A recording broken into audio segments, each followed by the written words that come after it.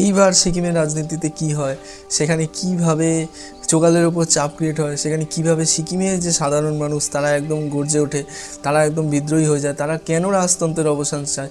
আসলে চোগাল মানে সে 300 বছরের, এই চোগালরা 300 বছর ধরে বংশ পরম্পরা রাজত্ব করে আসছে, এতদিন কোনো সমস্যা হয়নি। কিন্তু এইবার সমস্যা হতে শুরু করলো। চোগাল আসলে দেশবাসীর কথা ভাবছেই না। কেন ভাবছে না, কী কারণ, সেটা আমি বলছি না, বই পড়লে বোঝা যাবে। কিন্তু চোগাল আসলে নিজস্ব ফায়দার কথা ভাবছে, নিজস্ব ফ্যামিলির ফায়দার কথা ভাবছে। নিজেরা আর কি মানে হয় না তেলা মাথায় তেল দেওয়া, তো তারা যথেষ্ট অর্থবান, আরও অর্থবান হচ্ছে, কিন্তু আদতে দেশবাসীর কিছু উন্নতি হচ্ছে না, দেশের কোনো উন্নতি হচ্ছে না।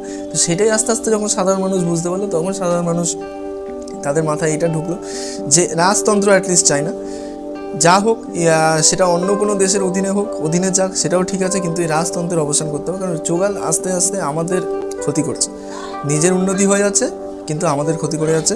তো সেইখানে সবথেকে সেফ অপশান তারা দেখিয়ে নিল, কারণ এতদিন ইন্ডিয়ার সাথেই রয়েছে, তো ইন্ডিয়ারই অন্তর্ভুক্ত হোক, ভারতের অন্তর্ভুক্তি হোক, সেটাতে রাজতন্ত্রের অবসান হবে, গণতন্ত্র আসবে, প্রতিটা মানুষ নিজস্ব অধিকার বুঝে নেবে। এতদিন যেমন একজনের আন্ডারে ছিল সেই জিনিসটা চলে যাবে, দেশ স্বাধীন হবে মানে প্রকৃত অর্থে। আর দেশের আইন কানুন, ন্যায় বিচার, আরও যা যা পদ রয়েছে, যা যা নীতি রয়েছে, সব কিছুর একটা মানে প্রত্যাবর্তন হবে, সব কিছুর পরিবর্তন হবে। এতদিন যে একটা খুব পুরনো কাঠামোতে চলছিল, সেটা ভেঙে নতুন কিছু হোক, এটাই দেশবাসী চাইছিল। এবার সেই চাওয়া আর সেটা বাস্তবায়িত হওয়া শেষে, তো এর যে মাঝের যে মানে অগ্নিগর্ভ জায়গা বা একটা মানে আগুন জ্বললো সিকিমে, কীভাবে একটা শান্ত ভূখণ্ড হঠাৎ অশান্ত হয়ে গেল, কীভাবে শান্ত মানুষরা বিদ্রোহী হয়ে গেল, সেইখানকার পলিটিক্স, সেখানকার রাজনীতি, সেখানকার সমাজ, মানুষের যে বিদ্রোহী হয়ে ওঠা, সেটা আবার পাহাড়ি মানুষদের। তো পাহাড়ি মানুষদের এই যে বললাম ধৈর্য কিংবা তাদের লাইফস্টাইল তো অনেক ডিফারেন্ট। তো সেইখানে থেকে আর সবথেকে বড় কথা, তাদের সুযোগ সুবিধা অনেক কম, তারা খুব রুক্ষ একটা জায়গায় থাকে, খুব চ্যালেঞ্জিং একটা পরিবেশে থাকে।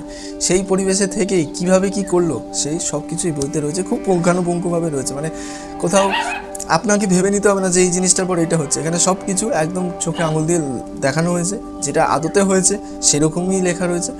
তো এর বাইরে আমি গল্প বললাম না, আমি আইডিয়া দিয়ে দিলাম। তো শেষ অবধি কী হয় মানে জানার জন্য বইটা পড়তে হবে।